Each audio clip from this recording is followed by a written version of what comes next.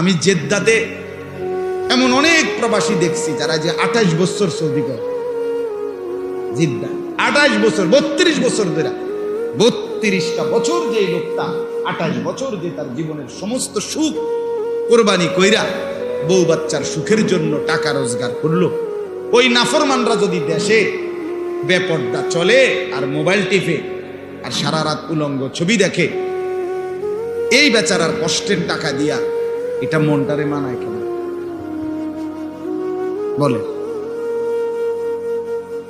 এটা বিবেকেরে মানায় কেন? বলতেছে হুজুর 12 ঘন্টা 14 ঘন্টা, কারো কারো 16 ঘন্টাও ডিউটি আছে। আইসা 16 ঘন্টা 14 ঘন্টা ডিউটির পরে এই মানুষটা আবার আইসা নিজের ভাত নিজের আনবে। কে রান্না দিবে?